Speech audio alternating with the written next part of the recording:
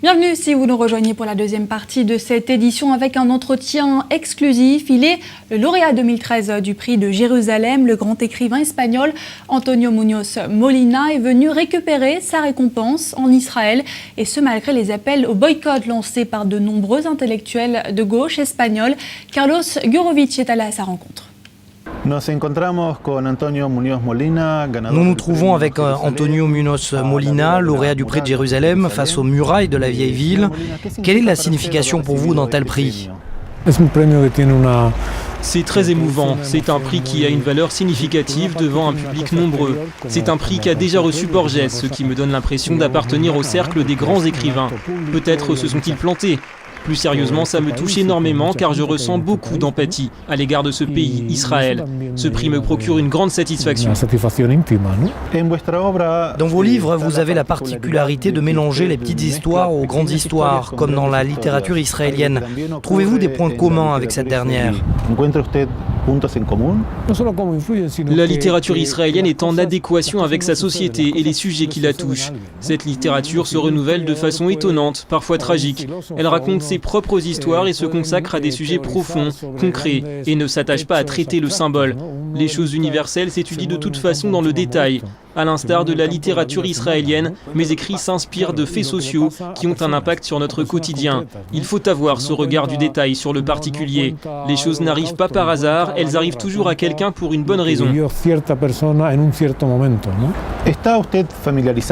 Connaissez-vous la littérature israélienne ? Avez-vous eu l'occasion de rencontrer des auteurs israéliens ? Bien sûr, j'apprécie la littérature israélienne. Ces grands auteurs comme Amos Oz, Avraham Bouli Yehoshua, Aaron Appelfeld. J'ai d'ailleurs rencontré Appelfeld lors de ma visite en Israël. C'est pour moi un auteur de référence. Si je voulais savoir ce qui se passe dans ce pays, ma préférence irait à Grossman. Parlons du printemps arabe. Comment voyez-vous la transition de la dictature à la démocratie ?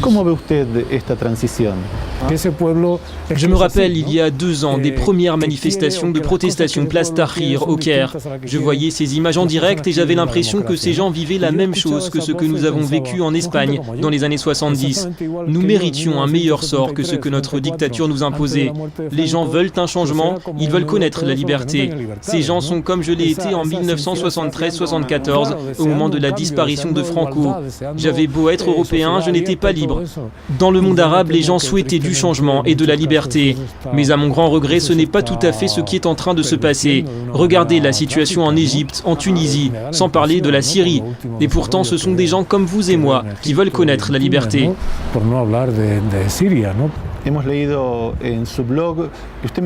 Nous avons lu sur votre blog qu'en Espagne, il y a comme une dichotomie, le blanc et le noir, des mauvais Israéliens contre des bons Palestiniens. Des organisations vous ont même appelé à boycotter l'événement, et donc de ne pas venir et de ne pas recevoir ce prix. Et vous avez choisi de ne pas céder aux pressions. Expliquez-nous pour quelles raisons. Je ne veux pas faire de généralité et vous dire que toute l'Espagne et toute l'Europe s'est opposée à ma venue en Israël. Il s'agit de petits groupes. Certaines personnes peuvent avoir des opinions légitimes et je trouve cela normal. Ce qui ne l'est pas, en revanche, c'est la négation du pluralisme d'un pays comme Israël. Dans les faits, c'est une négation du droit à exister d'un État. Cela me semble être une parfaite injustice et c'est ce qui m'a renforcé dans l'idée qu'il n'y avait aucune raison que je ne me rende pas en Israël. Je suis venu car je le voulais. C'est un message pour ceux qui souhaitent exclure Israël.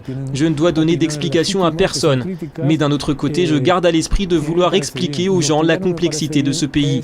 Il faut juger Israël avec les mêmes standards internationaux que l'on applique pour d'autres pays. On doit s'adresser à Israël comme l'on s'adresse à d'autres nations du monde.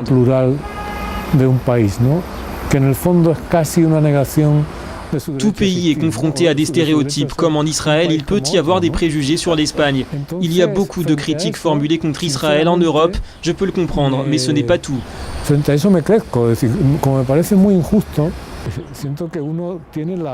Oui, je le prends comme une responsabilité, d'autant que j'ai rencontré ici des gens bons, que j'ai été bien accueilli et que l'on m'a attribué un prix si important.